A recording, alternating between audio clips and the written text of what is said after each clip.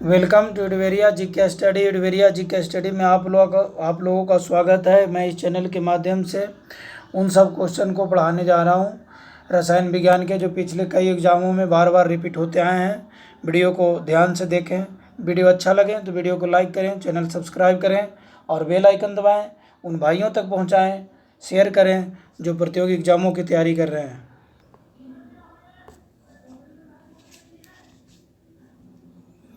ऑक्सीकरण वैसी रासायनिक अभिक्रिया है। ऑक्सीकरण वैसी रासायनिक अभिक्रिया है जिसमें उपयुक्त सभी होता है। इलेक्ट्रॉन का त्याग होता है, ऑक्सीजन का संयोग होता है, विद्युत धनात्मक समूह के अनुपात में वृद्धि होती है। ऑक्सीकरण वैसी रासायनिक अभिक्रिया है जिसमें इलेक्ट्रॉन का त्याग होता है, ऑक्सीजन का संयोग होता है, विद्युत धनात्मक समूह के अनुपात में वृद्धि होती है। अवकरण वैसी रासायनिक अभिक्रिया हैं जिसमें इलेक्ट्रॉन ग्रहण होता है। जिसमें क्या होता है? इलेक्ट्रॉन ग्रहण होता है। अवकरण। ऑक्सीकरण वैसी रासायनिक अभिक्रिया है जिसमें इलेक्ट्रॉन का त्याग होता है, ऑक्सीजन का संयोग होता है और विद्युत धनात्मक समूह के अनुपात में वृद्धि होता है। ये सारे उपयुक्त सभी। अवकरण ऐसी रासायनिक अभिक्रिया है जिसमें इलेक्ट्रॉन सिर्फ ग्रहण होता है। इलेक्ट्रॉन सिर्फ ग्रहण होता है। इलेक्ट्रॉन त्यागने की प्रवृत्ति कहलाती है ऑक्सीकरण। इलेक्ट्रॉन त्यागने की प्रवृत्ति कहलाती है ऑक्सीकरण। इलेक्ट्रॉन ग्रहण करने की प्रवृत्ति कहलाती है अवकरण। अवकरण कहलाती है। अवकरण कहलाती है। निम्नलिखित में कौन ऑक्सीकारक एवं अवकारक दोनों है? H2O2। H2O2 जो है ऑक्सीकारक और अवकारक दोनों है। H2O2 जो है भारी जल जो है अवकारक और ऑक्सीकारक दोनों है। निम्नलिखित में से कौन सा पदार्थ ऑक्सीकारक तथा अवकारक दोनों की तरह प्रयुक्त किया जाता है? Sodium nitrate. Sodium nitrate. निम्नलिखित में से कौन सा पदार्थ ऑक्सीकारक तथा अवकारक दोनों की तरह प्रयुक्त किया जाता है? Sodium nitrite. Sodium nitrite. Hydrogen के जलने से संबंध प्रक्रिया है ऑक्सीकरण। हाइड्रोजन के जलने से संबंध प्रक्रिया है ऑक्सीकरण।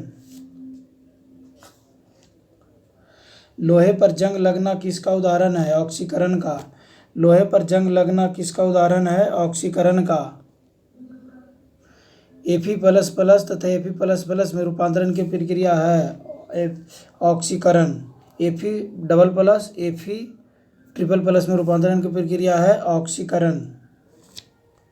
लोहे पर जंग लगना किसका उदाहरण है? ऑक्सीकरण का। रूपांतरण की प्रक्रिया है ऑक्सीकरण का। किसमें क्लोरीन की ऑक्सीकरण अवस्था +1 है? हाइपोक्लोरस अम्ल। किसमें क्लोरीन की ऑक्सीकरण अवस्था +1 है? हाइपोक्लोरस अम्ल। ऑक्सीजन की धनात्मक ऑक्सीकरण संख्या होती है केवल OF2 में। ऑक्सीजन की धनात्मक ऑक्सीकरण संख्या होती है केवल OF2 में।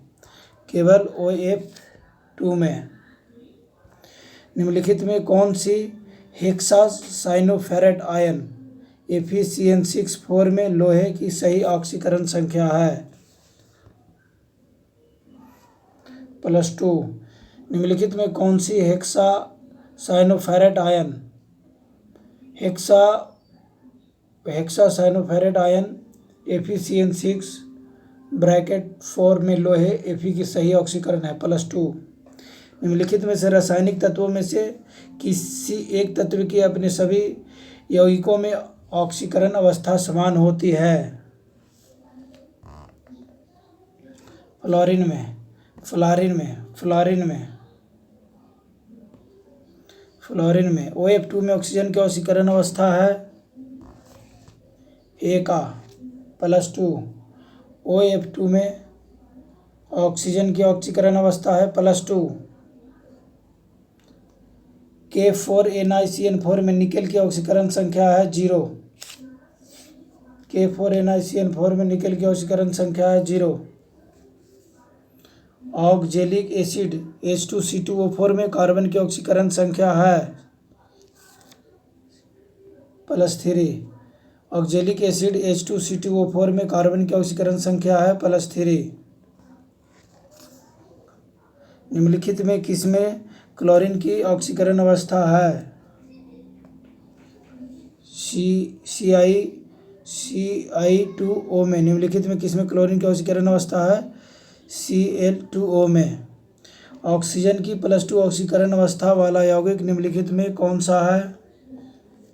F2O। ऑक्सीकरण की +2 ऑक्सीकरण अवस्था वाला यौगिक निम्नलिखित में कौन सा है? F2O। ऑक्सीकारक एक पदार्थ है जो एक दिए गए पदार्थ में मूल तत्व के ऑक्सीकरण अंक को बढ़ाता है। ऑक्सीकारक एक पदार्थ है जो एक दिए गए पदार्थ में मूल तत्व के ऑक्सीकरण अंक को बढ़ाता है। ऑक्सीकारक एक पदार्थ है जो एक दिए गए पदार्थ में मूल तत्व के ऑक्सीकरण अंक को बढ़ाता है। निम्नलिखित में सबसे प्रबल ऑक्सीकारक एजेंट क्या है? फ्लोरीन। निम्नलिखित में सबसे प्रबल ऑक्सीकारक एजेंट क्या है? फ्लोरीन। ऑक्सीजन, आयोडीन, क्लोरीन नहीं, फ्लोरीन। अब क्रिया ZnO+C ZnCO में GC निम्नलिखित में से किसी एक रूप में कार्य करता है? अपचायक के रूप में, अपचायक के रूप में, अपचायक के रूप में, अपचायक के रूप में कार्य करता है। C निम्नलिखित में किस एक में रूप में कार्य करता है? अपचायक के रूप में कार्य करता है। अम्ल वह पदार्थ है जो प्रोटॉन देता है। अम्ल वह पदार्थ है जो प्रोटॉन देता है। अम्ल वह पदार्थ है जो प्रोटॉन देता है। भस्म वह पदार्थ है जो प्रोटॉन ग्रहण करता है। अम्ल वह पदार्थ है जो प्रोटॉन देता है। भस्म वह पदार्थ है जो प्रोटॉन ग्रहण करता है। अम्ल व भस्मों की अभिक्रिया के फलस्वरूप बने पदार्थ को कहते हैं लवण।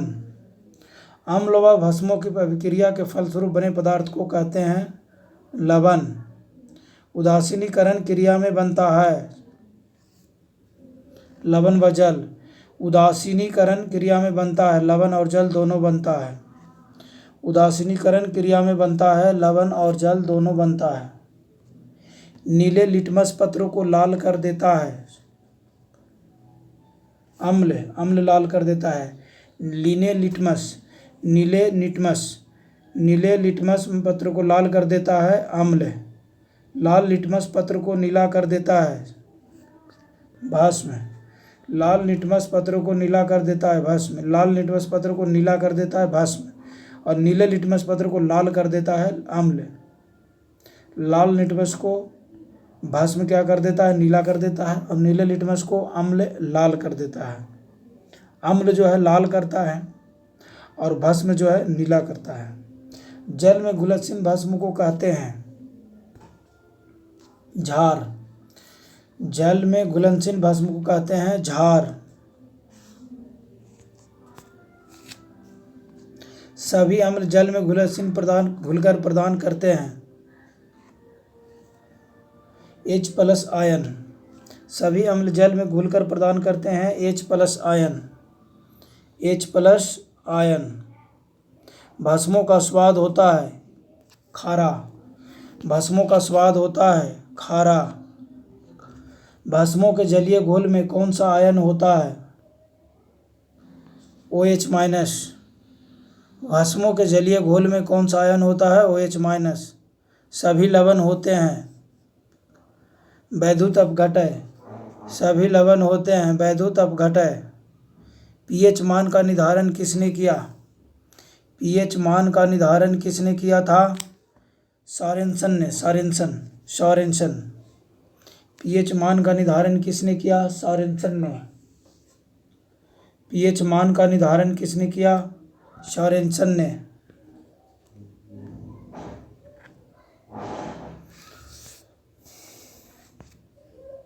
अम्लीय घोल का pH मान होता है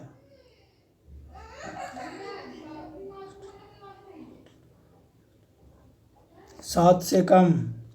7 से कम। अम्लीय घोल का पीएच मान होता है 7 से कम। अम्लीय घोल का पीएच मान होता है 7 से कम। क्षारीय घोल का पीएच मान होता है 7 से अधिक। क्षारीय घोल का पीएच मान होता है 7 से अधिक। अम्लीय घोल का पीएच मान होता है 7 से कम। अम्ल का 7 से कम होता है, क्षारीय का ज़्यादा होता है। क्षार बहुत ज़्यादा होता है, क्षार इसीलिए क्षारीय 7 से अधिक होता है। उदासीन घोल का पीएच मान होता है 7। उदासीन घोल का पीएच मान होता है 7। सभी अम्ल धातुओं से प्रतिक्रिया कर कौन सी गैस निकालते हैं? हाइड्रोजन। सभी अम्ल धातुओं से प्रतिक्रिया कर कौन सी गैस निकालते हैं? हाइड्रोजन। सभी अम्ल धातुओं से प्रतिक्रिया कर कौन सी गैस निकालते हैं? हाइड्रोजन। रक्त का पीएच मान होता है 7.4। रक्त का पीएच मान क्या होता है? 7.4 होता है रक्त का पीएच मान। 7.4 होता है रक्त का पीएच मान। दूध का पीएच मान क्या होता है? दूध का पीएच मान क्या होता है? 6.6। दूध का पीएच मान 6.6 होता है। 6.6 होता है।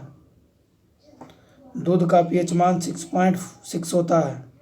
हाइड्रोक्लोरिक अम्ल एसिटिक अम्ल से अधिक शक्तिशाली है क्योंकि यह H+ आयन उत्पन्न करने हेतु संपूर्ण आयनित होता है। यह H+ आयन उत्पन्न करने हेतु संपूर्ण आयनित होता है। जटिल लवण कॉम्प्लेक्स साल्ट का उदाहरण है। जटिल लवण कॉम्प्लेक्स साल्ट का उदाहरण है। इनमें सभी मोहर लवण है, मोहर साल्ट है।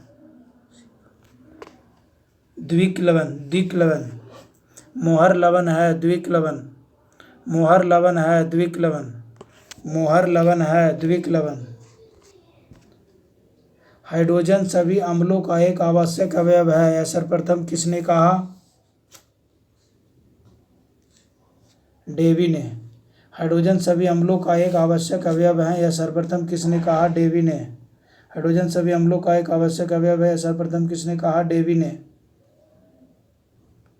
लवण जो जल का अवशोषण करता है कहलाता है हाइग्रोस्कोपिक लवण। अम्ल जो जल का अवशोषण करता है कहलाता है हाइग्रोस्कोपिक लवण।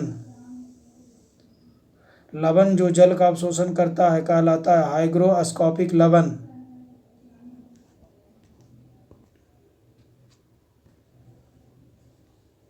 ताजे दूध का पीएच 6 है, जब खट्टा हो जाता है तो पीएच 6 बड़ा हो जाता है। जब खट्टा हो जाता है तो 6 बड़ा हो जाता है। ताजे दूध का पीएच 6 है, जब खट्टा हो जाता है तो पीएच 6 बड़ा हो जाता है। पीएच 6 बड़ा हो जाता है। पीएच का मूल्यांक दर्शाता है किसी घोल के अम्लीय क्षारीय होने का मूल्यांक दर्शाता है। पीएच मूल्यांक क्या दर्शाता है? किसी घोल के अम्लीय तथा क्षारीय होने का मूल्यांक दर्शाता है। पीएच मूल्यांक क्या दर्शाता है? किसी घोल के अम्लीय या क्षारीय होने का मूल्यांक दर्शाता है। मतलब क्षारीय है कि अम्लीय है, वही पीएच मूल्यांकन करता है। अमोनियम क्लोराइड का जलीय विलयन होता है क्षारीय। अमोनियम क्लोराइड का जलीय विलयन होता है क्षारीय। H2O और जलीय NaOH से भरी परखनलियों के विलयनों में विभेद किया जा सकता है लाल लिटमस द्वारा। H2O और जलीय NaOH से भरी परखनलियों के विलयनों में विभेद किया जा सकता है लाल लिटमस द्वारा। निम्नलिखित में कौन अम्लीय लवण है? H2CO3। निम्नलिखित में कौन अम्लीय लवण है? H2CO3। निम्न में किस लवण का जलीय विलयन लाल लिटमस को नीला कर देता है? Na2CO3। निम्न में किस लवण का जलीय विलयन लाल लिटमस को नीला कर देता है? Na2CO3। निम्न में किस लवण का जलीय विलयन लाल लिटमस को नीला कर देता है? Na2CO3 sodium.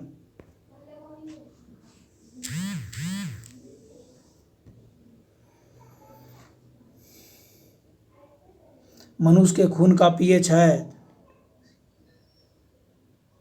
मनुष्य के खून का पीएच है कम क्षारीय है, कम क्षारीय है, क्या है, कम क्षारीय है। मनुष्य के खून का पीएच है कम क्षारीय, मनुष्य के खून का पीएच है कम क्षारीय। शुद्ध जल का पीएच है 7, शुद्ध जल का पीएच है 7, शुद्ध जल का पीएच है 7। वीडियो अच्छा लगे हो तो वीडियो को लाइक करें, चैनल सब्सक्राइब करें, बेल आइकन दबाएं, उन भाइयों तक शेयर करें जो प्रतियोगी एग्जाम की तैयारी कर रहे हैं। धन्यवाद।